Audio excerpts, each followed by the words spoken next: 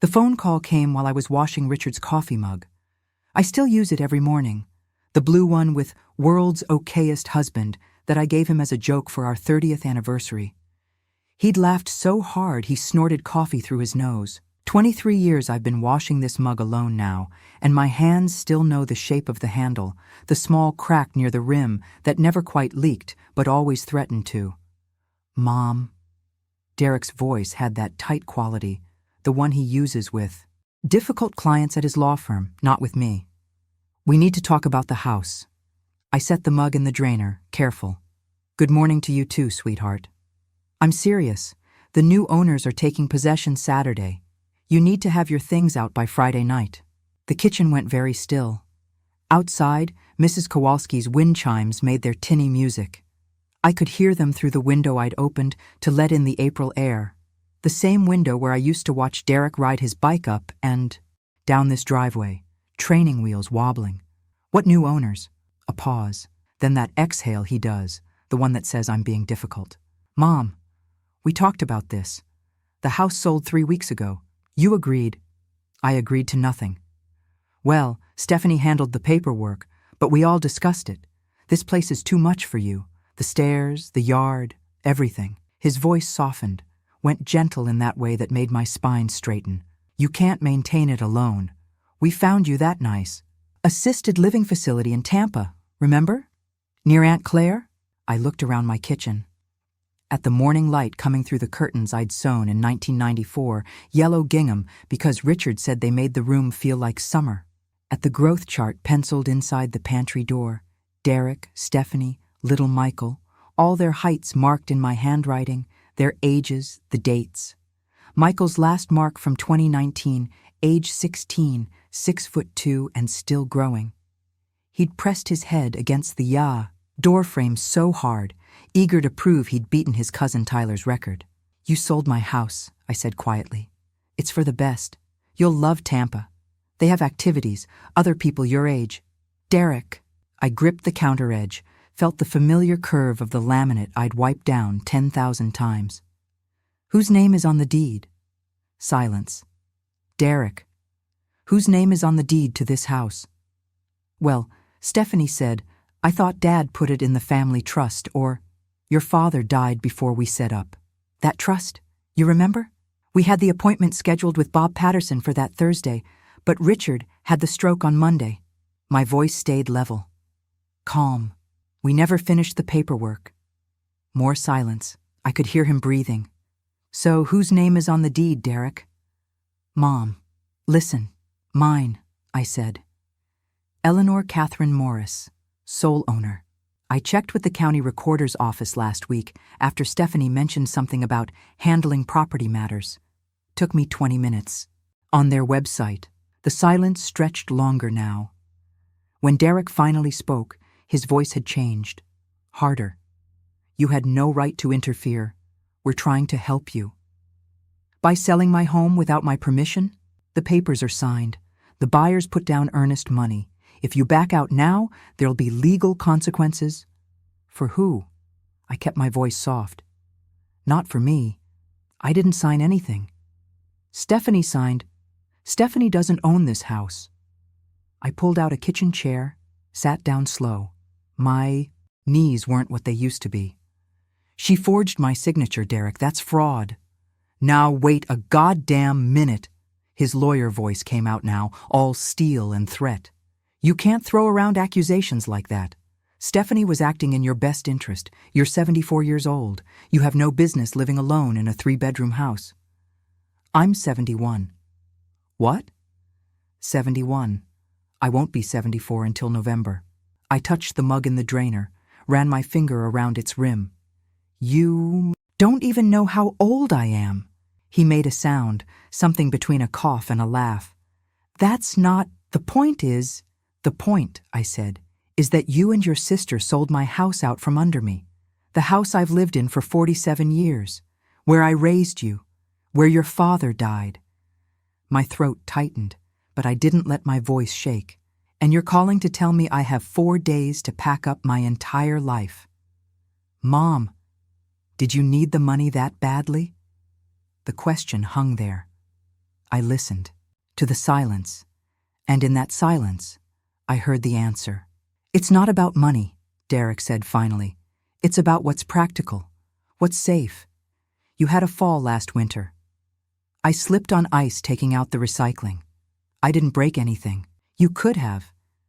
And next time I'll be more careful. I stood up, walked to the window. Mrs. Kowalski was in her garden, planting something. Tomatoes, probably. She always put them in too early, and I always told her to wait until May, and she never listened.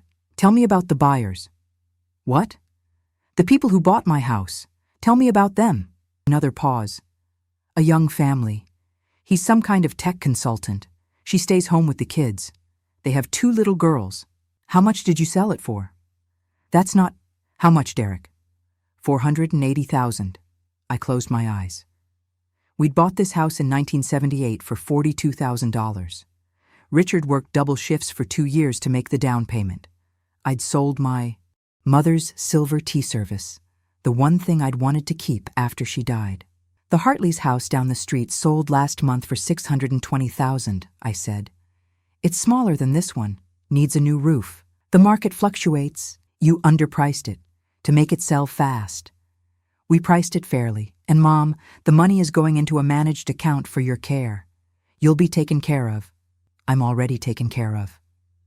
I pressed my hand against the window glass, felt the cool of it. I'm standing in my own house, that I own, that I paid for. Jesus Christ. His voice went cold now. All the false gentleness burned away. Fine. You want to play it this way? The buyers have a contract. Stephanie signed as your power of attorney. I never gave Stephanie power of attorney.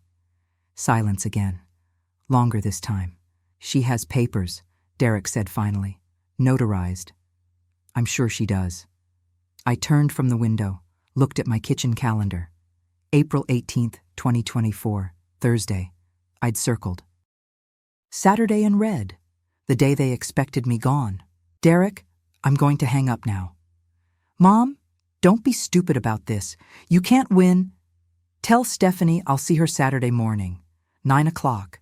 She can bring her papers, I'll bring mine. And Derek? I picked up Richard's mug, held it to the light, still perfect despite the crack. You might want to bring a lawyer, a real one. I ended the call before he could answer. For a long minute, I just stood there, holding the phone, holding the mug. My hands shook. Not much, just a tremor, the kind you get when adrenaline hits.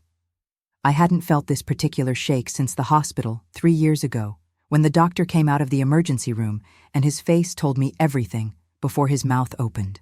The wind chimes played their song. Somewhere down the street, a car door slammed. I set the mug back in the drainer and walked to the hallway closet, the one where I kept the file boxes, tax returns, insurance papers, warranty booklets for appliances we didn't own anymore. And underneath all of it, in a fireproof box I'd bought at Staples in 2003, the deed to this house. My name in black ink, no one else's. I pulled out the deed, unfolded it, read my own signature from 1978. 25 years old, newly pregnant with Derek, my handwriting so careful and round. I'd practiced signing my married name, Morris instead of Sullivan, for a week before the closing. The paper felt thin now, fragile, but legal. I refolded it, slipped it back, in the box, and pulled out the second document underneath, the one I'd filed with the county recorder's office in 2015, when Richard's dementia first started and I needed to make sure everything was protected. A living trust, complete, executed, notarized, with me as sole trustee. I'd never told the kids about it.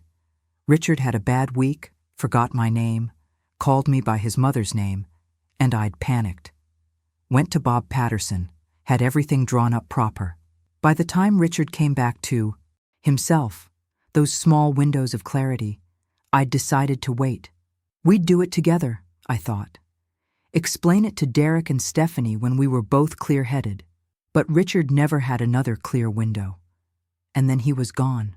I sat on the hallway floor, right there by the closet, and let myself feel it. The betrayal, the casual cruelty of my own children selling my home, like I was already dead. I was a problem to be managed, an inconvenience to be solved. $480,000 into a managed account. Managed by who? For how long? Until I died in Tampa near Aunt Claire, who couldn't remember my name half the time and spent the other half convinced the nurses were stealing her catalogs? The wind chimes went quiet, then started again. I pulled myself up using the closet door frame, knees cracking, and walked back to the kitchen. Made myself a cup of tea. Real tea, loose leaf, the way Richard liked it, even though it was more trouble. Sat at the table and drank it. Slow, looking at my kitchen, my house. Saturday, Derek had said, new owners coming.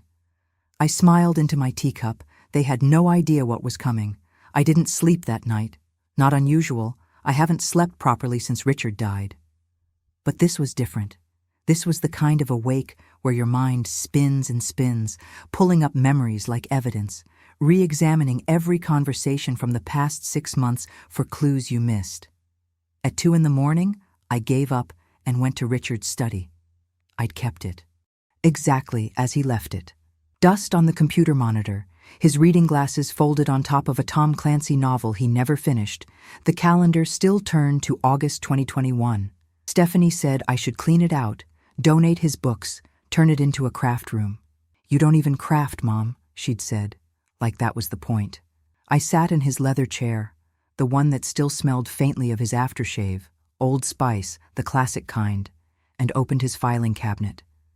Richard kept everything, every receipt, every statement, every piece of paper that might matter someday. He used to drive me crazy with it. Now I was grateful. The bank statements were in the second drawer, organized by year. I pulled out 2024 and started reading. January, February, March. Everything looked normal. My teacher's pension deposited on the 1st of each month, $2,200. Social Security on the 3rd, $1,800 more. The mortgage had been paid off since 2003. Utilities, groceries, my car insurance. Nothing unusual. Then I found April's statement. A withdrawal, March 28th. $15,000. Cash. I stared at it. Felt something cold settle in my chest. I never withdrew cash. I used my debit card for everything, kept $100 in my wallet for emergencies. $15,000 was more money than I'd held in my hands in my entire life. I checked the signature card on file with the bank, the one I'd updated after Richard died. Only my signature, no one else authorized. But the withdrawal had been made at the branch downtown, the one near Derek's office. I sat back in Richard's chair, my heart doing something unsteady. The computer took 3 tries to start up. I hardly ever used it, didn't really know how. Richard had been the tech person. But I got it running eventually, found the internet browser, pulled up the bank's website, logged in with the password I kept written in my address book because I could never remember it. More transactions, ones that hadn't shown, up on the paper statement yet. April 3rd, $5,000, transferred to an account I didn't recognize. April 9th, $8,000, same account. April 15th, another $12,000, $40,000, gone from my savings in 3 weeks. My hands went numb on the keyboard. I clicked on the transaction details. The transfers had been made electronically, authorized through the bank's online portal. My login, my password, except I hadn't made them. The room felt smaller. Suddenly, Richard's books pressing in from the shelves, his papers everywhere, evidence of a life that existed, that mattered, that couldn't just be erased by what? Children who decided you were too old, too inconvenient, too much trouble. I pulled up the account information for the mystery number. It took some clicking around, but I found it finally in a PDF buried in my email. An email I'd never seen before, dated March 15th. Account opening confirmation. Morris Family Care Trust. The II selected Derek as primary manager, Stephanie as secondary. Both their signatures at the bottom of the document. Not mine.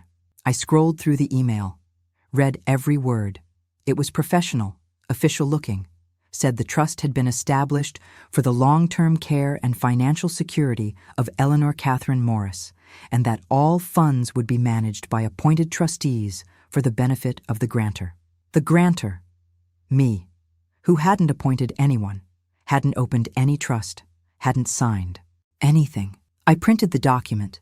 It took me 10 minutes to remember how to work Richard's printer, and the ink was half dried, but it came out readable. Then I went through my email, searching for anything else I'd missed. There were dozens. Emails from the real estate agent. Thanks for choosing me to list your beautiful home. Emails from the title company. Please review the attached disclosures. Emails from assisted living facilities in Tampa. We're so excited to welcome you to our sunshine. Family! All sent to my email address. All opened, replied to, signed. None by me. I sat in the blue glow of the computer screen and felt the full weight of it settle. This wasn't just selling the house. This was identity theft, fraud, systematic, planned, thorough. How long had they been planning this? I thought about Stephanie's visits over the past months. Every Sunday, she'd said, "Just checking on you, Mom." She'd bring groceries I didn't need, fuss over my pill organizer, ask to use my computer to check something quick for work. She'd been in my email, my bank account, everything. And Derek, had he known from the start? Or had Stephanie convinced him it was necessary, that I was declining, that they had to act? The clock on Richard's desk said 3:47 a.m. I logged out of everything, shut down the computer, and went to the kitchen. Made coffee even though it was too early. My hands shook as I measured the grounds. The envelope was still on the counter where I'd left it. The one that had come in Monday's mail, the one I'd opened yesterday morning before Derek's call. From Patterson and Associates. Bob Patterson, Richard's old fishing buddy, the lawyer who'd drawn up the living trust.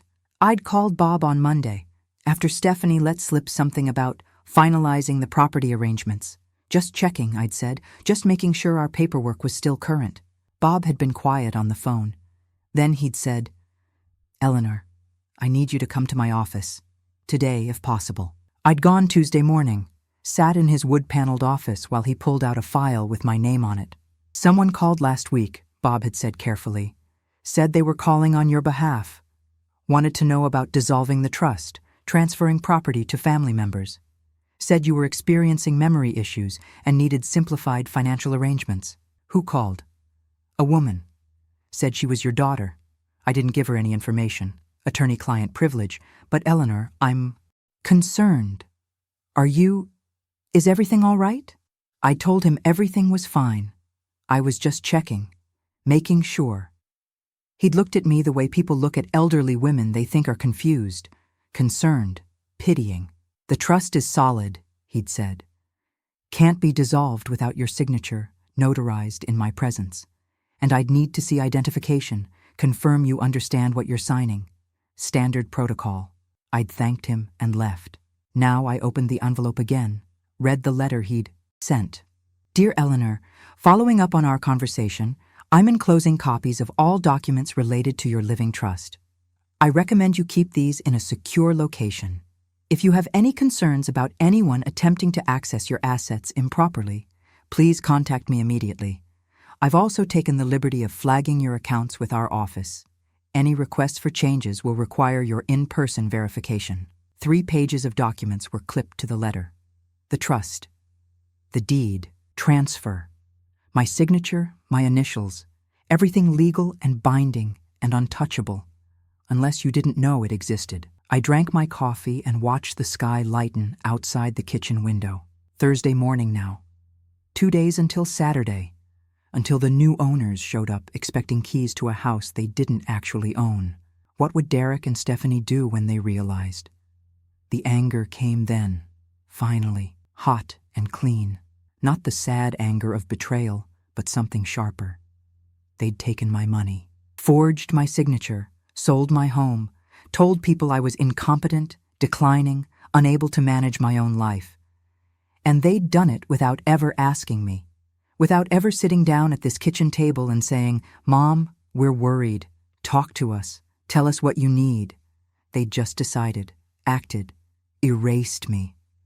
My phone buzzed. A text message. Stephanie. Mom, we need to talk about your attitude yesterday. Derek is very upset. Call me when you're ready to be reasonable. I stared at the message. At the we. Word, reasonable. Another text came through. Stephanie. The movers are scheduled for Friday 2 p.m. I'm coming over tomorrow morning to help you pack essentials. Everything else will go to storage until you're settled in Tampa. I set the phone down, picked it up again, typed carefully with my index finger. Me. Don't come over, I'll pack myself. 3 dots appeared, disappeared, appeared again. Stephanie. Mom, you can't do this alone. I'm trying to help you. Me. I don't need your help. Stephanie. Yes, you do. And you're going to accept it whether you like it or not. I turned off the phone.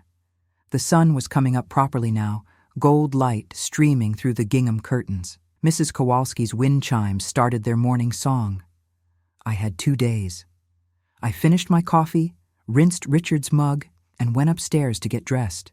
Put on the navy blazer I'd worn to parent-teacher conferences for 30 years, the one that meant business. Found my good purse, the leather one Derek and Stephanie had given me for Christmas 3 years ago. Ironic. At 8:30, I called Bob Patterson's office. I need to see him this morning, I told the secretary. It's urgent. He's booked until... Tell him Eleanor Morris needs to discuss attempted fraud against her estate. I'll be there in 30 minutes. Silence. Then, I'll let him know. I drove myself. The Camry Richard bought me in 2012, 12 years old now, but running fine. I'd kept up the maintenance, oil changes every 3,000 miles like clockwork. Derek had mentioned selling it. You don't need a car in assisted living, Mom. I gripped the steering wheel tighter and drove. Bob's office was downtown, 3rd floor of an old brick building. He met me in the lobby himself, his face worried. Eleanor, come in. What's happened? I handed him the printed emails, the bank statements, everything. He read in silence, his expression darkening.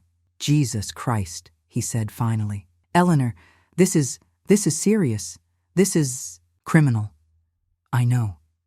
You need to file a police report, today, and we need to contact the title company, halt the sale. Not yet. He looked up.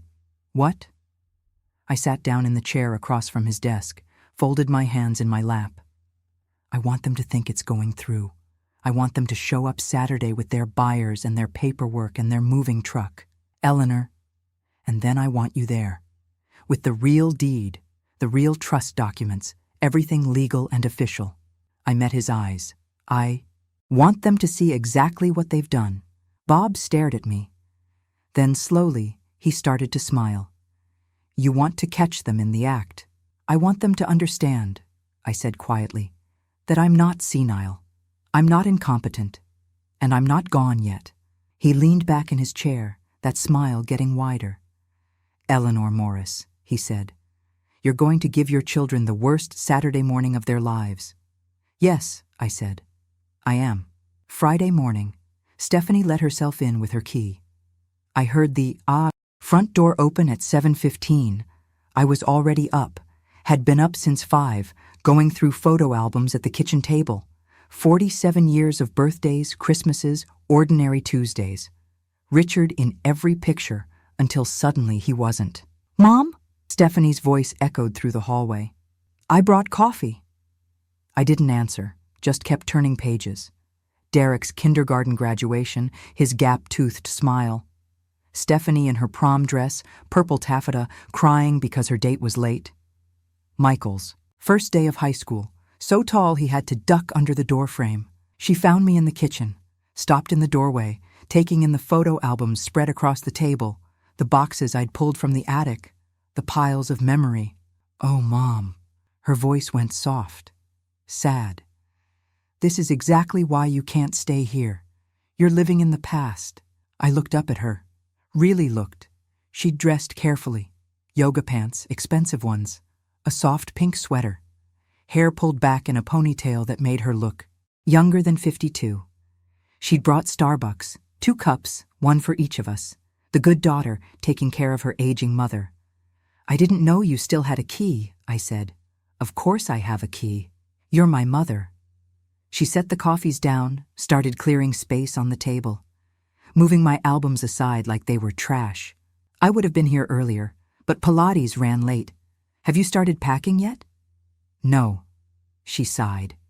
That particular sigh, the one that said I was being difficult, unreasonable, a problem she had to solve. Mom, the movers come at 2. We have 7 hours. She pulled out her phone, started scrolling. I made a list, essentials only for now.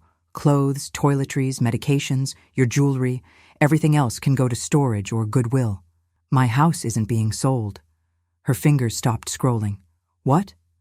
The sale. It's not happening. She set her phone down carefully. Her face rearranged itself into something patient, concerned. Mom, we talked about this. The papers are signed. The buyers are expecting. The papers are fraudulent. Silence. Outside, a garbage truck rumbled past. Mrs. Kowalski's dog barked. I don't know what you mean. Stephanie's voice stayed level, but her hand had moved to her coffee cup, gripping it. Everything was done properly. You made sure. I closed the photo album in front of me. 3rd grade, Derek and Stephanie both. Halloween. They'd been Batman and Robin that year, fought over who got to be Batman. Tell me, Stephanie, when exactly did I give you power of attorney? Her eyes shifted. Just slightly. Just enough. You signed the papers in March. Don't you remember? We went to that notary on Elm Street. I've never been to a notary on Elm Street. I stood up, walked to the counter, picked up the folder Bob Patterson had given me yesterday. But someone signed my name. Someone who had access to my email, my bank account, my social security number. The color drained from her face. Mom, you're confused. I'm not confused. I opened the folder, pulled out the bank statements. $40,000, Stephanie, transferred out of my savings in 3 weeks, into a trust I never authorized. That money is for care. My care. I laughed, and it came out harsh. I have a pension, Social Security, Medicare. I own my house outright. My car is paid off. I have $60,000 in savings. 50 now, I guess. What exactly do I need care for? You're 74 years old. 71. What? I'm 71, Stephanie. Your brother made the same mistake. Neither of you know how old I am. I set the statements on the table between us. You know what I realized last night? You don't know anything about me. Not really. The version of me you need me to be? Old, failing, unable to cope. That's not fair. I walked 3 miles yesterday, went to the grocery store, carried my own bags in, balanced my checkbook, made dinner from scratch. My voice stayed quiet, steady. What exactly about that says I need assisted living? She looked away. It's not just about now, it's about the future. What happens when what? When I actually do get old? When I actually do need help? I moved closer to her. Did you think I wouldn't notice, Stephanie? That I'd just go along with it? We were trying to protect you. From what? From making bad decisions, from being taken advantage of. Her voice rose now, cracking. You don't understand how the world works anymore, Mom. You're vulnerable, alone. Someone did. I gestured at the papers. My own daughter. She flinched like I'd slapped her. I wouldn't. She picked up her coffee, set it down, picked it up again. Her hands were shaking. Derek said you'd understand. He said you'd agreed to this. Derek lied. Or you did. Maybe both. We were helping you. The tears came now, fast and angry. Do you have any idea how hard this has been? Watching you live alone, in this huge house, worrying every time you don't answer the phone, driving over here every Sunday to make sure you're still alive. I never asked you to do that. You didn't have to. You're my mother. It's my responsibility. To steal from me? The words hung there, heavy, final. Stephanie's face crumpled. I didn't steal. I would never. Everything I did was for you. $15,000 in cash, Stephanie, withdrawn from my account at the branch near Derek's office. What was that for? Her mouth, "The truth," I said quietly. "You owe me that much." She sat down hard in one of the kitchen chairs, put her face in her hands. When she spoke, her voice was muffled. Brian lost his job. My son-in-law, the one who sold pharmaceutical equipment, made good money, drove a BMW. When? January. They downsized his whole division. She looked up, her eyes red. "We've been living on my salary, but it's not enough. The mortgage, the kids' tuition, everything. We were drowning, Mom. And then he said this house was worth so much money, just sitting here, and you didn't need it. And if we sold it, we could what? Pay your mortgage with my equity?" She wiped her eyes. "We were going to pay you back. Once Brian finds something new, how much of the sale price were you planning to keep?" Silence. "Stephanie, how much?" "Half," she whispered. "After the assisted living fees, we'd split the rest with Derek." I sat down across from her. My legs felt weak suddenly. $240,000. She nodded, not meeting my eyes. "You were going to steal $240,000 from me and put me in a facility in Tampa so I wouldn't notice." "Not steal, borrow. We were going to—" "And the trust? The one you set up with my money?" "Derek's idea. He said it would look better, more official. We were being responsible." Her voice was barely audible now. "He said the bank wouldn't question transfers if they went into a trust." I thought about Derek, my son, the lawyer, the one who'd taught me how to tie my shoes, who'd cried when his goldfish died, who'd called me every Sunday from college just to talk. The one who'd planned this, executed it, used his legal knowledge to steal from his own mother. "The $15,000 in cash," I said. "What was it really for?" Stephanie's face went pale again. "Tell me." "Derek's daughter, Emma. She needs braces. And there were some credit card bills, his wife's. They've had expenses. So you both needed money. And instead of asking me, instead of telling me you were struggling, you decided to take it." I folded my hands on the table. "Did you ever consider just talking to me? You would have said no. You don't know that." "Yes, I do." She stood up, angry again. "You're so careful with money, Mom. So worried about making it last. Every time I suggested anything, helping with the kids' school, contributing to family vacations, you'd say you couldn't. Afford it? You had to be careful. You had to plan for the future. Because I do have to plan. I'm 71 years old, Stephanie. I don't have income besides my pension. When Richard died, we had $100,000 in savings. Medical bills took $40,000. His funeral was $12,000. I paid $20,000 to have this house repainted and re-roofed because it needed it, because I plan to live here until I die. My voice cracked, just slightly. I've been careful because I've had to be. Because I won't be a burden to you kids. So instead, you'll die alone in this house. Maybe. Or maybe I'll live another 20 years, healthy and happy, in the home I earned. I stood up, picked up the folder. Either way, it's my choice, not yours. She stared at me, really looked at me, maybe for the first time in years. Mom, please, if this falls through, if the sale doesn't happen, we'll lose everything. Brian's been interviewing, but it takes time, and the mortgage is 3 months behind, and you should have thought about that before you forged my signature. I'll go to jail. Her voice broke. Derek said, if this comes out, identity theft, fraud. Mom, please, I have children. So did I said quietly. I had 2. I thought I raised them to be honest, to be kind, to respect people, especially their own family. I walked to the door, held it open. You need to leave now. Mom, now, Stephanie. She grabbed her purse, her phone, her untouched coffee, stopped in the doorway.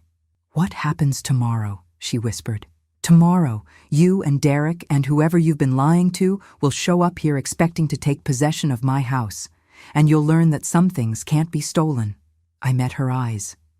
Even from old, vulnerable, confused mothers. She left without another word. I watched her get in her car, a new Lexus I noticed, the one she'd bought last summer, and drive away. Then I closed the door, locked it, and went back to the kitchen. The photo albums were still spread across the table. I sat down, picked up the one from 1978. Our first day in this house. Richard carrying me over the threshold even though I was 8 months pregnant. Both of us laughing, young, so sure we knew what we were doing. We'd painted every room ourselves, planted the maple tree in the front yard, installed the swing set in the back, packed lunches in this kitchen for 18 years straight, hosted every Thanksgiving, every Christmas, every family gathering that mattered. And our children, the babies we'd rocked to sleep, the toddlers we'd taught to walk, the teenagers we'd stayed up worrying about, had decided it was worth $480,000, less than half of what it was actually worth. My phone buzzed. A text from a number I didn't recognize. "Mrs. Morris, this is Jennifer Chen from Sunset Title Company. We've received notice that tomorrow's closing may be contested. Please call me as soon as possible to discuss." I smiled. Bob. Patterson was already making moves. I texted back, "The closing will not proceed. The property was listed and sold without the owner's authorization. Please contact Robert Patterson at Patterson and Associates for details." Another buzz. Derek this time. "What the hell did you do? The title company just called me. Mom, if you sabotage this sale, I swear to God..." I turned off my phone. Outside, the afternoon light was turning golden.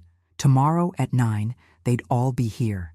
Derek, Stephanie, the buyers, maybe the real estate agent, the title company rep, whoever else had been part of this. And they'd learn that Eleanor Catherine Morris wasn't ready to disappear yet. I picked up Richard's coffee mug from the drainer, filled it with water, and went to tend the plants on the windowsill. The African violet he'd given me for our 35th anniversary, still blooming all these years later. Some things, I thought, you just don't give up on. Friday evening, I was boxing up the china when someone knocked on the back door. Not the front, the back. The door that opened into the mudroom, the one we'd always used as family, the one that meant you belonged here. I set down the teacup I was wrapping, part of the set Richard's mother had given us, roses and gold trim, survived 47 years without a single chip, and went to look. Michael stood on the back porch, hands in his jacket pockets. My grandson, 21 now, home from college for the weekend. Tall like his grandfather, with Richard's same dark eyes, the ones that saw too much. I opened the door. "Grandma," he said quietly, "can I come in?" I stepped aside. He'd grown since Christmas, or maybe I'd shrunk. He had to duck under the doorframe now, just like Richard used to. "Your mother sent you," I said. "No." He shook his head. "She doesn't know I'm here. She thinks I'm at Tyler's." I studied his face. He wouldn't look at me directly, kept his eyes on the kitchen floor, on the boxes stacked by the table. "Coffee?" I asked. "Sure." I made it the way he liked it, too much sugar, splash of milk, handed him Richard's mug without thinking, then froze. Michael saw. "It's okay, Grandma. I like using Grandpa's mug." We sat at the table. He wrapped both hands around the mug, stared into it like it might have answers. "Mom's been crying all day," he said finally. "Won't tell me why. Just keeps saying she made a mistake, that you're going to ruin everything." He looked up. "What's going on?" I didn't know. Where to start? How much did he know? How much had they told him?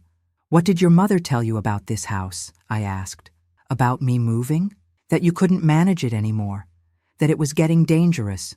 The stairs, the maintenance, everything? That you'd agreed to move to Florida, near Aunt Claire?" He paused. "That it was for the best. Did she tell you they sold it without my permission?" His eyes widened. "What?" So he didn't know. Not all of it anyway. I told him. Everything. The forged signatures, the bank transfers, the fraudulent trust, the $15,000 in cash, the plan to split the sale money between Derek and Stephanie while I sat in Tampa, none the wiser. Michael's face went white, then red. He set the mug down hard. "Jesus Christ," he whispered. "Grandma, I swear I didn't know." "I know. Mom said. She told me you were forgetting things, getting confused. She said Uncle Derek talked to your doctor and they agreed you needed more support. I haven't. Been to a doctor in 6 months. Annual checkup in March. Clean bill of health. He put his head in his hands.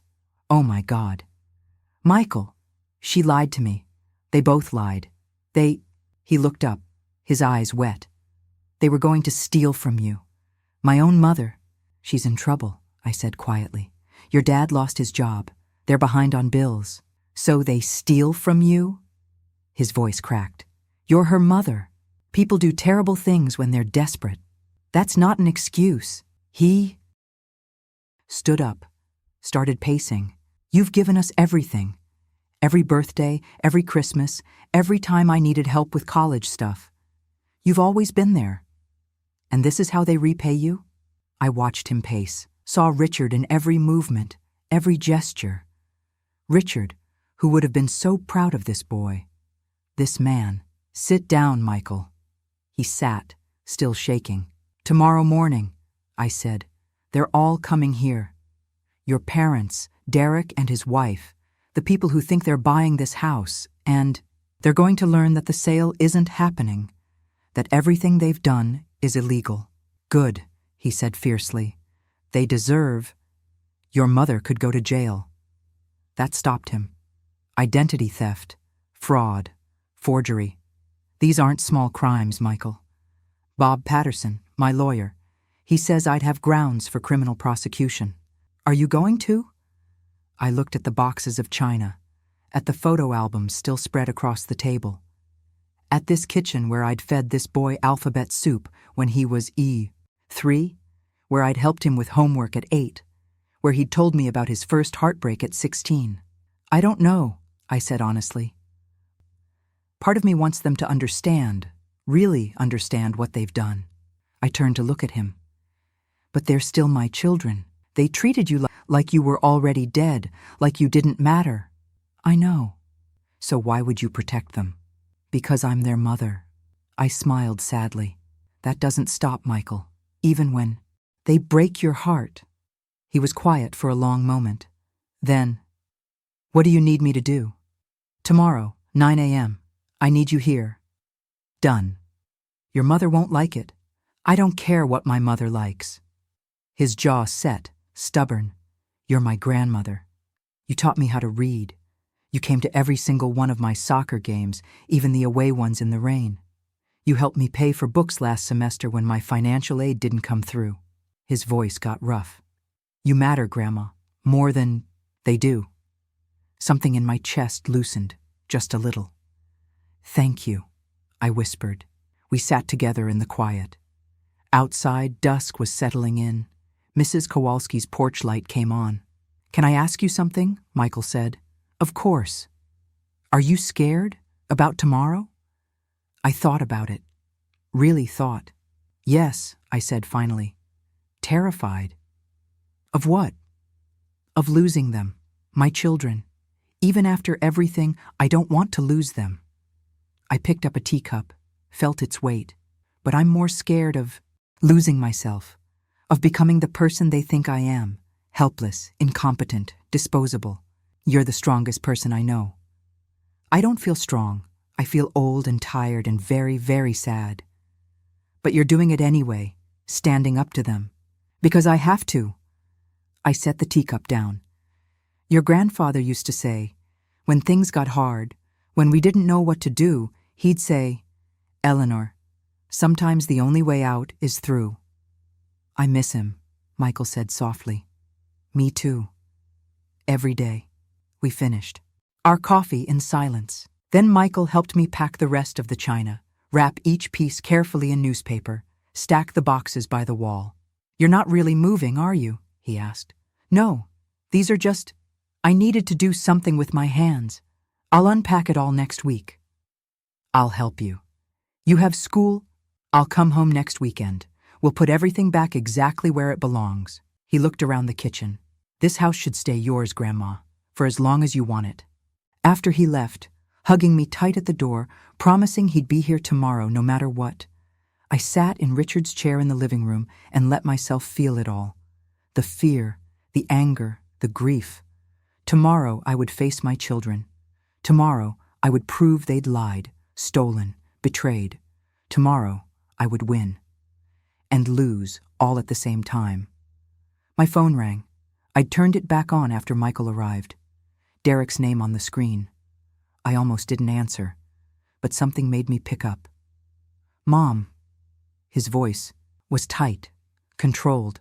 We need to talk. I don't think we do. The title company called me, and Bob Patterson. They're saying the sale is fraudulent, that Stephanie forged your signature. Yes. Mom, listen to me. Whatever you think happened. I know what happened, Derek. Your sister told me everything. Silence. Then, she had no right. She had no right to steal from me, but she did, and you helped her. We were helping you. Stop. My voice came out hard. Stop lying. To me, to yourself. You needed money, both of you, so you decided to take mine. It's that simple. Nothing about this is simple. It is, though. You could have asked me for help. I might have said yes. I might have loaned Stephanie money for her mortgage, helped you with Emma's braces. But you didn't ask. You took, and you tried to make me disappear in the process. That's not... We were going to take care of you in Tampa. I don't want Tampa. I want my home. For how long? His voice rose. Another year? 5? Till you fall and break a hip and lie there for days before anyone finds you? Until you forget to turn off the stove and burn the place down? This house is too much for you, Mom. You need to accept that. What I need, I said quietly, is for my children to see me as a person. Not a problem, not a burden, not a source of money. A person. Jesus Christ. He sounded exhausted. What do you want from us? Tomorrow, 9 a.m. Be here. Bring whoever you've been lying to, and we'll sort this out. If you press charges, Stephanie will... I know. Emma starts college in 3 years. If I have a criminal record, I could lose my license to practice law. You should have thought of that before you stole from me. I'm your son. Then act like it. I stood up, walked to the window. See you tomorrow, Derek. I hung up before he could respond. The street was dark now. Only the street lamps and porch lights.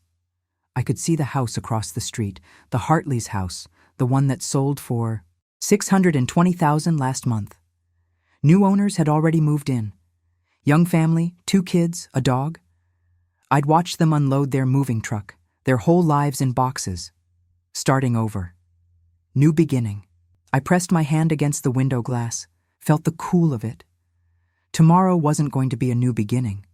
Tomorrow was going to be an ending. One way or another. But it would be honest. Finally. I went upstairs, got ready for bed, took my pills, blood pressure, cholesterol, the baby, aspirin my doctor recommended, brushed my teeth, washed my face, put on the nightgown Richard had given me for our 40th anniversary. Soft cotton, little blue flowers. In bed, I reached for his pillow. It didn't smell like him anymore. 3 years too long. But I held it anyway. I hope I'm doing the right thing, I whispered to the dark. I hope you'd be proud of me. No answer. Just the house settling around me, familiar creaks and sighs. I closed my eyes. Tomorrow at 9, everything would change. Tonight, I was still just Eleanor. Still just me. Still home. I woke at 6 to rain. Not the gentle spring kind. Hard rain. The kind that hammered the roof and turned the gutters into rivers. I lay in bed listening to it, watching gray light creep through the curtains. 9 o'clock. 3 hours. I got up, showered, dressed carefully. The navy blazer again, gray slacks, pearl earrings Richard had given me for our 25th anniversary. I wanted to look put together, competent. Not like someone who needed managing. Downstairs, I made coffee and toast I couldn't eat. My stomach felt hollow, nervous. I kept looking at the clock. 6:47, 7:12, 7:33. At 8, Bob Patterson called. I'm leaving my office now, he said. I'll be there by 8:45. Are you all right? No, I said honestly, but I'm ready. Eleanor, you can still change your mind. We can handle this legally without the confrontation. I need them to see it, to understand. He was quiet for a moment. I'll have the documents, the deed, the trust, everything. And I've prepared a letter explaining the legal situation, fraud, forgery, identity theft. If they're smart, they'll settle this quietly. And if they're not, then we file with the police on Monday. I thanked him and hung up. The rain kept falling. I stood at the kitchen window, watching water stream down the glass, and thought about all the Saturday mornings in this house. Derek and Stephanie fighting over the remote control. Richard reading the paper at this table, circling articles to show me. Michael staying over, making a mess of pancakes, syrup everywhere. All those ordinary moments that made a life. At 8:30, a car pulled into the driveway. Michael. He ran through the rain to the back door, soaked by the time I let him in. "I'm here," he said, slightly breathless. "Where do you want me?" "Just stay close. I might need—" My voice broke slightly. "I'm glad you're here." He hugged me, and I let myself lean into him for just a moment. He was solid, warm, real. "They're not going to bully you," he said quietly. "I won't let them." At 8:45, Bob Patterson arrived. Gray suit, briefcase, all business. He sat up at the dining room table, documents arranged in neat stacks, everything organized and official. "The buyers should be here at 9, he said. "Derek and Stephanie? They'll come." "And you're sure?" "I'm sure." At 8:52, Stephanie's Lexus pulled up, then Derek's Mercedes right behind it.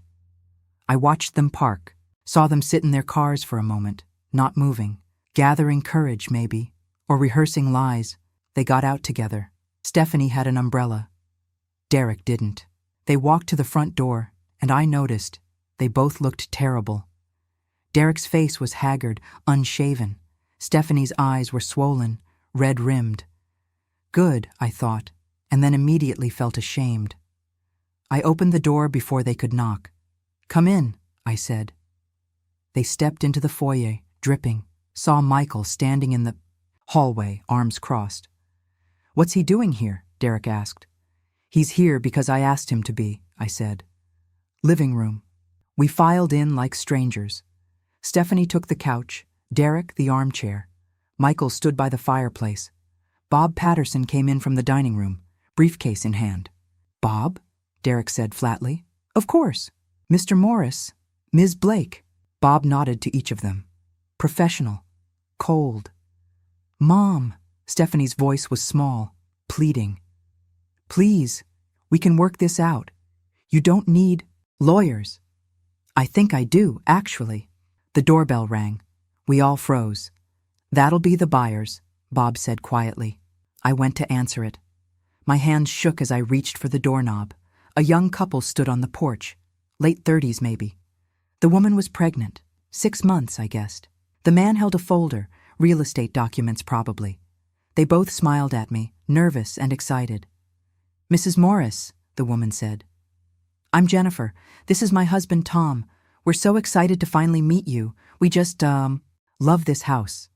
"Come in," I said. "Please."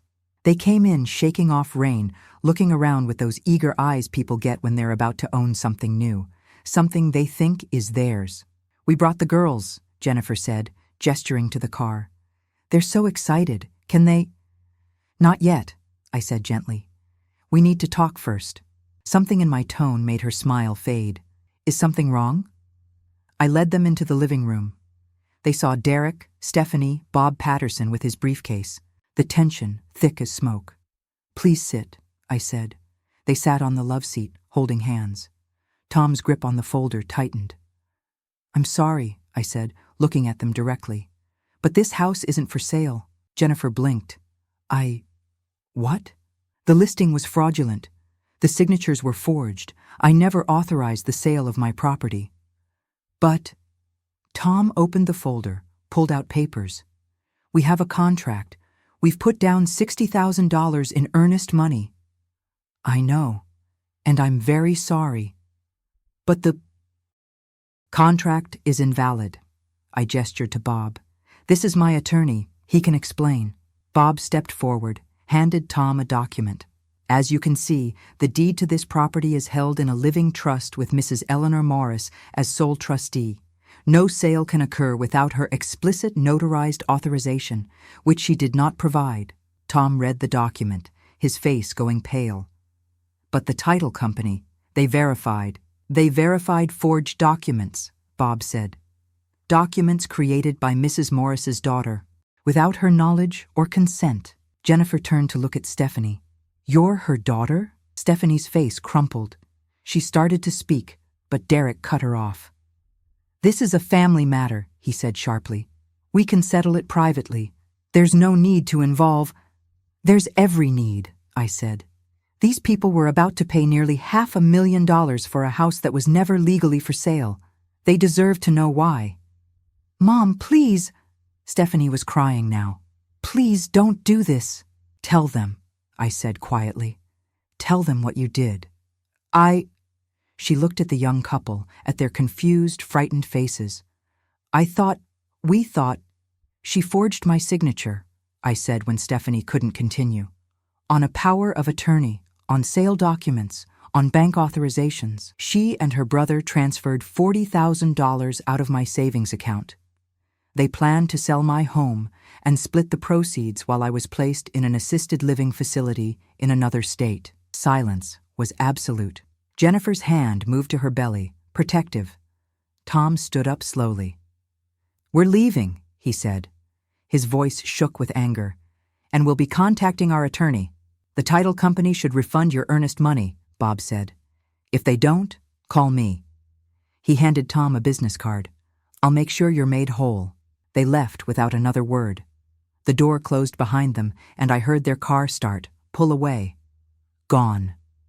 Derek exploded. Are you happy now? You just cost us. Cost you what?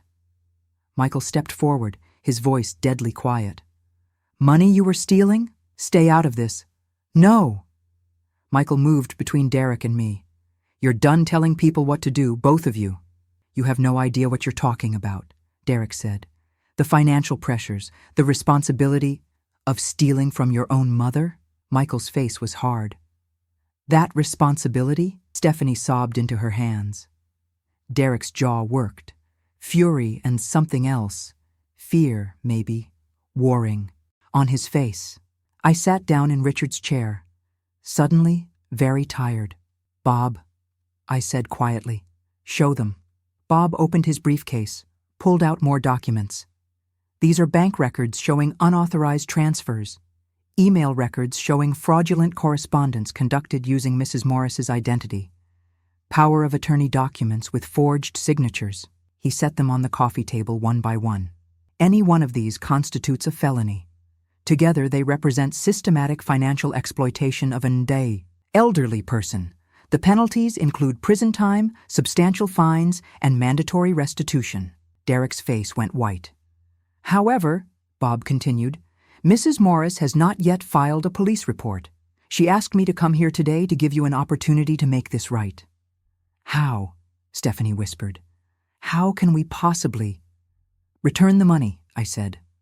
All of it. Every penny you took, and sign a document admitting what you did. That's essentially a confession, Derek said. We'd be incriminating ourselves. Yes, Bob said. You would. But it's the only way to avoid criminal prosecution. And if we don't? Derek's lawyer brain was working now, looking for angles. You'd have to prove forgery, prove intent. That's not as easy as you think. Derek, I looked at my son, really looked at him. Stop. I'm just saying, legally speaking, stop being a lawyer for one goddamn minute and be my son. My voice broke. Do you understand what you've done? Not legally. I don't care about the legal terms. Do you understand what you've done to me? He stared at me. You made me doubt myself, I said. Late at night, alone in this house, I started wondering, am I losing it? Am I forgetting things? Am I becoming the person they think I am? Tears came now, hot and angry. You made me feel like I was disappearing. I didn't matter anymore. I was just something to be managed, disposed of. Mom, I trusted you, both of you, with everything, And you, I couldn't. Finish. Stephanie slid off the couch onto her knees. I'm sorry. Oh God, Mom, I'm so sorry. Are you? I looked at her. Or are you just sorry you got caught? She flinched like I'd hit her. Michael made a sound, something between a laugh and a sob. You don't even see it, do you? What you did to her. Derek turned on him. You don't understand. I understand you're thieves. Michael's voice was ice. I understand you looked at your own mother and saw a bank account. We were desperate. Then you should have asked for help, Michael shouted. Not stolen, not lied, not treated her like she was already dead. The room went silent. Outside, the rain had stopped. Weak sunlight broke through the clouds, lit up the living room in pale gold. I stood up. My knees protested, but I made it. Bob, I said, give them the documents. They have until Monday at 5 p.m. to return the money and sign the confession. If they don't, we file criminal charges, Bob finished. Mom, please. Stephanie crawled toward me. Actually crawled. Please, I have children. So did I said quietly. I had two. And I would have done anything for them, given them anything they needed. If you'd just asked. I walked out of the living room, through the kitchen, out the back door, into the garden where Richard and I had planted roses 30 years ago, where we'd sat on summer evenings, drinking wine, planning our future. I heard Michael follow me, felt his hand on my shoulder. You okay? Grandma? No, I said, but I will be. Inside, I could hear raised voices, Derek and Stephanie arguing, Bob's calm, level responses. It was done, almost done. Monday would bring the next choice, their compliance or their consequences. But today, Saturday, standing in my garden in my house that was still mine, today, I'd won. They left 20 minutes later. I stayed in the garden, listening to car doors slam, engines start, tires on wet pavement. Michael came out eventually, told me they were gone. Bob had stayed behind to make sure I was all right, left his card on the kitchen table with a note. Call me any time. You were very brave today. I didn't feel brave. I felt hollowed out. Michael made me lunch I couldn't eat, sat with me at the kitchen table while I pushed pasta around my plate. You should eat something, Grandma. I know. They'll pay it back. They have to. I set down my fork. And if they don't? He was quiet. We both knew the answer. You did the right thing, he said finally. Or did I just destroy my family? They did that, not you. Maybe, but it didn't feel that way.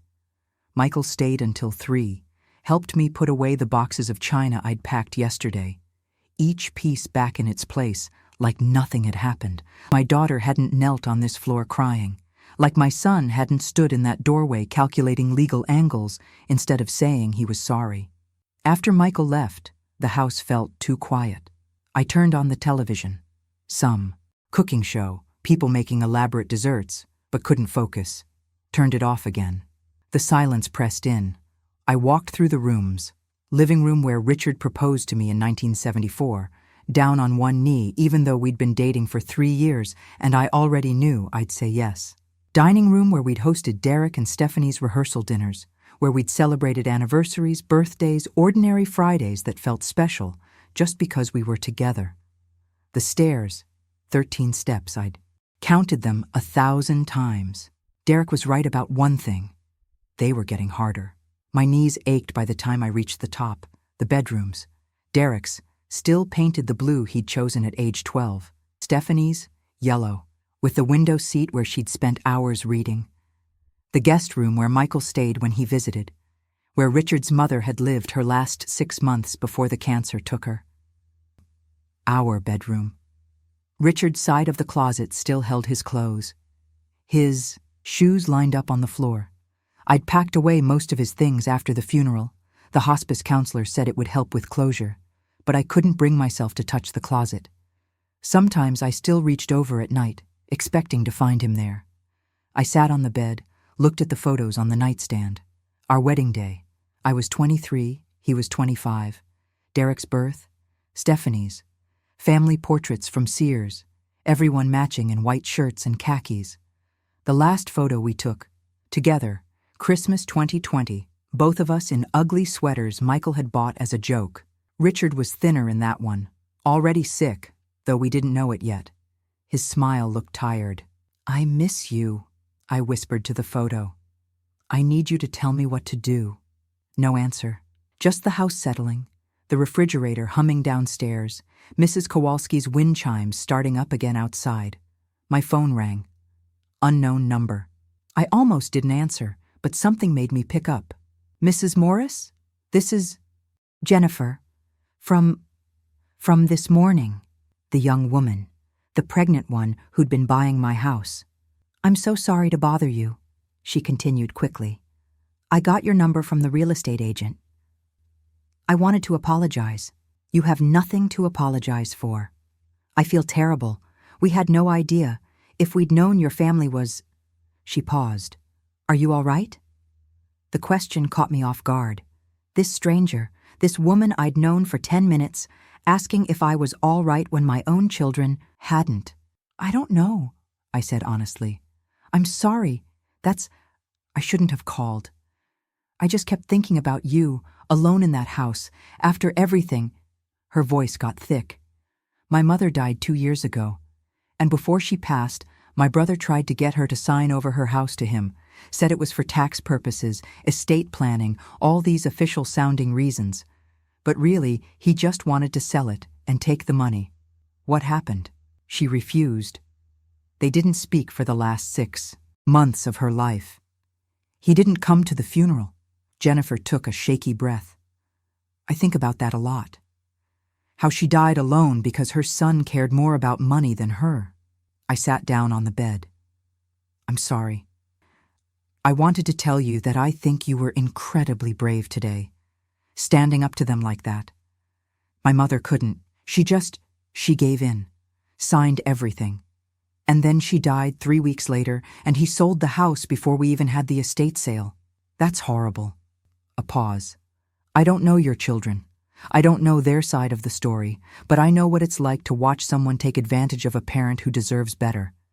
And I wanted you to know, you're not alone, and you're not wrong for protecting yourself." My throat tightened. "Thank you. If you ever need anything, I know we're strangers, but—" She laughed softly. "I'm in the phone book, Jennifer Chen, and we're still looking for a house, so we'll be around." After we hung up, I sat, holding the phone, staring at nothing. A stranger had shown me more kindness in 5 minutes than my own children had in months. Sunday morning, I went to church. I hadn't been since Richard's funeral. Couldn't face it. The pitying looks, the whispered conversations, everyone knowing I was the widow now, the one who sat alone in the pew where there used to be 2. But I went, put on my good dress, drove myself to St. Mary's, slipped into the back row. Father Mike saw me during communion. His eyes widened slightly, pleased, and he nodded. After the service, he found me in the fellowship hall, handed me weak coffee in a styrofoam cup. "Eleanor, it's good to see you." "You too, Father. How are you holding up?" Standard question, standard answer. "I'm fine, thanks," was already on my lips, but I looked at his kind face, his genuine concern, and the truth came out instead. "I'm not fine. I don't know what I am." He guided me to a quiet corner, away from the crowd. "Tell me." So I did. Not everything, not the money, the fraud, the legal details, but the heart of it. That my children had betrayed me, that I'd stood up to them, and now I didn't know what happened next. Father Mike listened without interrupting. When I finished, he was quiet for a long moment. "You know what Jesus said about forgiveness," he said finally. 70 times 7. I know. But he also overturned the tables in the temple. He got angry at injustice, at people who took advantage of others, especially the vulnerable. Father Mike met my eyes. "There's a difference between forgiveness and allowing yourself to be abused. They're my children, and you're a person. With rights, with dignity, with value that doesn't disappear just because you've gotten older." He set down his coffee. "Eleanor, Forgiveness doesn't mean pretending nothing happened. It doesn't mean letting them keep hurting you. Sometimes love means setting boundaries. The words settled over me like a blanket, heavy but warm. What if they don't pay the money back? I asked quietly. What if I have to? Then you'll do what you have to do, and God will still love you, and they'll still be your children, learning a very hard lesson about consequences. I drove home in silence, thinking about that. Consequences, boundaries, love that protects instead of enables. The afternoon stretched long. I did laundry, vacuumed, cleaned the bathroom, normal Sunday things. But everything felt different, weighted with waiting. Monday, tomorrow, 5 p.m.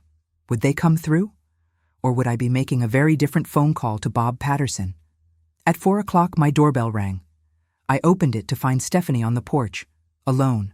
No Derek, no lawyers, no anger, just my daughter, looking small and broken. Can I come in? She asked. I stepped aside. We sat in the kitchen. I didn't offer coffee this time, just waited. Brian's moving out, she said finally. I asked him to. The job loss wasn't the whole story. He's been gambling, online poker, lost more than just his salary. She looked at her hands. I didn't know, or I didn't want to know. And when the bills started piling up and he kept saying he had a plan, that he'd fix it, I believed him, because it was easier than facing the truth.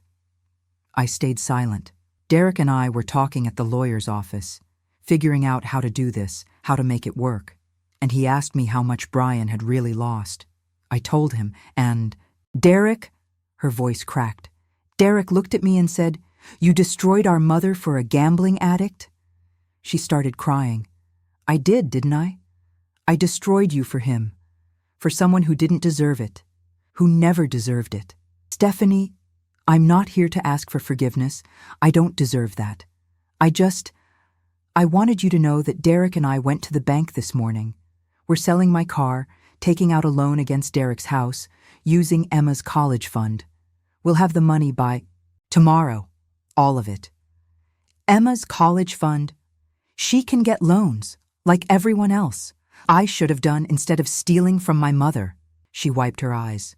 Derek's wife left him, by the way. Took Emma to her sister's. Said she didn't raise her daughter to know thieves. I closed my eyes, the collateral damage spreading like cracks in ice. We did this to ourselves, Stephanie said quietly. I know that, and we'll sign whatever Bob Patterson wants us to sign. We'll confess to everything, and if you still want to press charges after that, I don't know what I want, I said honestly. She nodded, stood up. I should go. I needed you to know that we're going to make this right, financially at least. The rest... She looked around the kitchen, at the home she'd tried to take from me. The rest I don't know if we can ever fix. At the door, she turned back. I love you, Mom. I know that doesn't mean much right now, but it's true. After she left, I sat at the kitchen table as daylight faded to dusk. Tomorrow at 5, they'd return the money, sign the confession, face what they'd done, and then I'd have to decide what kind of mother I wanted to be, the kind who pressed charges or the kind who let them rebuild, the kind Richard would have been proud of. I picked up his coffee mug, held it to the light. Help me, I whispered. Please. Outside, the wind chimes played their song, and for the first time in 3 years, I thought I heard an answer. Monday arrived, cold and clear. I woke early again, dressed in ordinary clothes this time. Jeans, a sweater Richard had given me, forest green, soft from years of washing, no armor today, just me. I made actual breakfast, eggs and toast, and ate it standing at the counter, looking out at the backyard. The maple tree we'd planted in 1980 was budding, tiny green shoots against dark branches, spring coming like it always did, like it always would, whether I was here to see it or not. The thought didn't scare me anymore. Bob Patterson called at noon. They're coming at 4:30, he said. Derek asked if they could come early. I think they want it over with. So do I. Eleanor, before this happens, are you sure about your decision? I'd told him yesterday. Sunday evening, after Stephanie left, after I'd sat with Richard's mug and the wind chimes and the weight of everything. "I'm sure," I said. "All right, I'll be there at 4. Michael texted at 2. "Want me there?" I texted back, "No. But thank you. This is something I need to do alone." He sent back a heart emoji. Then, "Love you, Grandma. You're a badass." I smiled despite everything. At 3:30, I sat in the living room and went through the photo albums one more time, not looking for anything specific, just remembering. Derek at 5, missing his front teeth, holding a fish he'd caught with Richard. Stephanie at 7, covered in chicken pox, forcing a smile for the camera. Christmas mornings, birthday parties, ordinary Tuesdays that became extraordinary because we were all together. When did it break? When did we stop being a family and become transactions instead? Or had we always been this way and I just hadn't seen it? Bob arrived at 4, briefcase in hand. We didn't talk much, just sat together in the dining room, waiting. At 4:27, Derek's car pulled into the driveway. I watched from the window. Derek got out first, carrying a manila envelope. Stephanie emerged from the passenger side. They'd come together. United front, maybe. Or maybe neither could face this alone. They walked to the door slowly, like condemned prisoners approaching the gallows. I opened it before they could knock. "Come in." We gathered in the dining room, the same room where we'd hosted their wedding receptions, where we'd carved Thanksgiving turkeys, where Richard and I had taught them both to play chess. Derek set the envelope on the table, sat down heavily. "It's all there," he said. His voice was flat. "Dead. $40,217. Every penny we took, plus the interest it would have earned." Bob opened the envelope, counted carefully. Cash and cashier's checks, all made out to me. "The confession?" Bob asked. Stephanie pulled out papers from her purse. Her hands shook. "We both signed, notarized this morning. Everything you asked for." Bob read through them, nodded. "These are acceptable." The silence stretched. Outside, a car passed. Someone's dog barked. "Mom," Derek said finally. "What happens now?" I looked at my children. Really looked. Derek had aged 10 years in 3 days. Gray at his temples I hadn't noticed before, lines around his eyes, his shoulders hunched like he was carrying something too heavy. Stephanie was worse. No makeup, hair pulled back harsh, her eyes hollow. They looked like I felt. Broken. "I'm not pressing charges," I said quietly. The relief that flooded their faces was almost painful to watch. "Thank you," Stephanie whispered. "Oh, God, Mom, thank you." "I'm not done." They froze.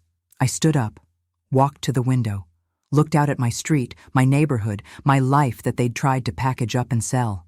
"You're going to pay me back another way," I said. "Not with money, with something harder." "Anything," Derek said. "Mom, anything you want." "The truth." I turned to face them. "I want you both to go to therapy. Individual therapy. Not couples counseling or family therapy. That comes later, if ever. I want you to figure out how you became people who could do this. Who could look at your own mother and see a problem instead of a person." Stephanie started crying again. Silently this time. "And I want you to tell your families the truth," I continued. "Not your version, the truth. That you stole from me, that you forged my signature, that you tried to sell my house without my knowledge. I want Emma to know. I want Michael to hear it from you, not from me. Your spouses, ex-spouses, whatever they are now, they deserve to know who they married." "Mom," Derek's voice cracked. "Emma's 13. This will destroy her." "No." My voice came out harder than I intended. "Lying to her will destroy her. Teaching her that family gets away with anything, that love means looking the other way. That's what destroys people." I sat back down. "She's going to find out eventually. Better it comes from you, honest and clean, than from someone else years from now." Derek put his head in his hands. "I want weekly phone calls," I said. "Every Sunday at 10 a.m., both of you. We talk for at least 30 minutes. Real conversation, not weather and traffic. I want to know about your lives. I want you to know about mine. Stephanie said immediately. Yes, we can do that. And you don't get to make decisions about my life anymore. Not about this house, not about my finances, not about my health. If I need help, actual help, I'll ask for it. But I'm 71 years old, not a child, not incompetent, not a burden to be managed. You were never a burden, Derek said thickly. Jesus, Mom, you were never. Then why did you treat me like one? The question hung there, heavy, unanswerable. Bob Patterson cleared his throat. I've prepared a document outlining these terms. Weekly calls, therapy, full disclosure to family members. If you violate any of these conditions, Mrs. Morris reserves the right to pursue criminal charges using the signed confessions. We'll sign, Stephanie said. Whatever you want. We'll sign. Bob pushed the papers across the table. Derek and Stephanie signed without reading them. Defeated. Done. There's one more thing, I said quietly. They looked up. I forgive you.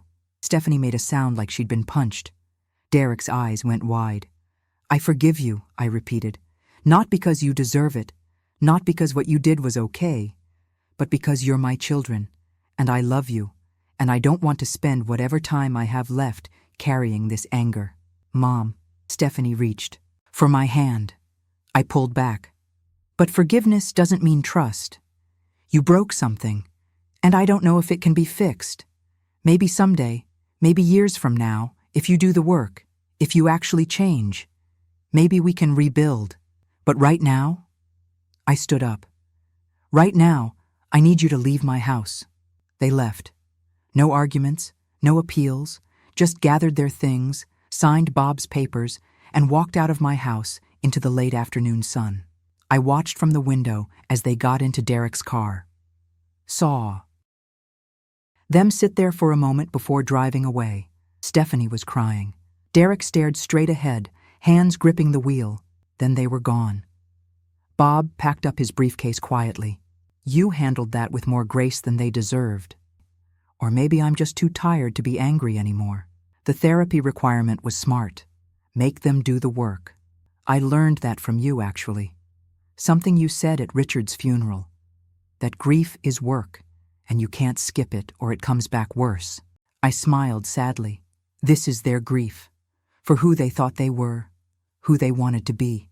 After Bob left, I sat in the quiet house. The money was on the dining room table. $40,000, more than I'd ever seen in one place.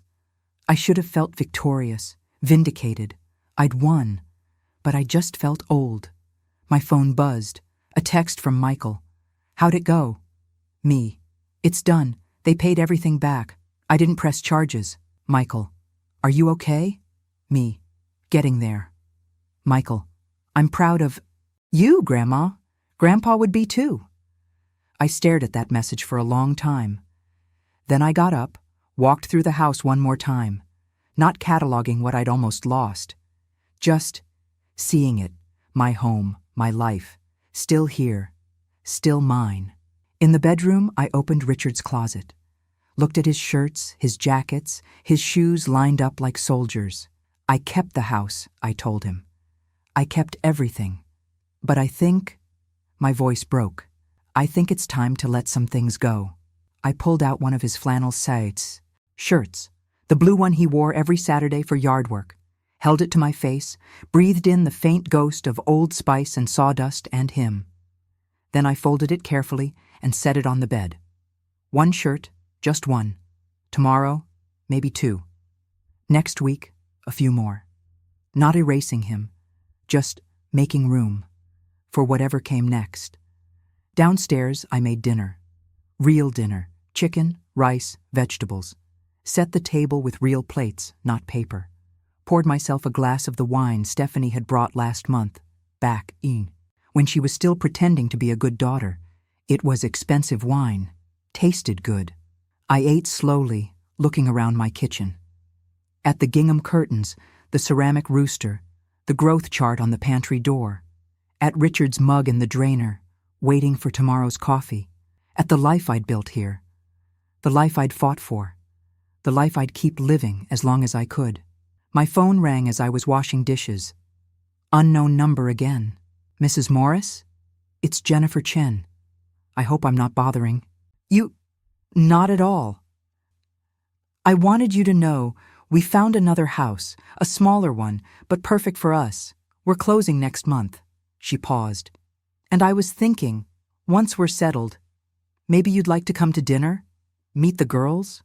I know it's strange, inviting someone you barely know, but... I'd like that, I said, and meant it. After we hung up, I finished the dishes and went to sit on the back porch. The sun was setting, painting the sky in shades of orange and gold. Mrs. Kowalski was in her garden again, planting something. Tomatoes, probably, still too early. "Evening, Eleanor," she called over the fence. "Evening, Mary. Haven't seen you much lately. Everything all right?" I thought about that question. Really thought about it. "Yes," I said finally. "Everything's all right." And for the first time in a long time, it was true. The wind chimes played their song as darkness fell. I sat listening, wrapped in Richard's old cardigan, watching stars emerge one by one. Tomorrow, I'd deposit the money in the bank. Next week, I'd call a contractor about fixing the loose step on the stairs. Maybe look into one of those medical alert systems, just in case. Not because my children said I needed it, because I wanted it. My choice, my decision, my life. Inside, the house waited. 47 years of memories in every corner, every room. And now, one more memory to add. The day I stood up for myself, the day I stayed. I picked up Richard's mug from the porch railing where I'd brought it out with my coffee this morning. "We did good, didn't we?" I whispered to the dark.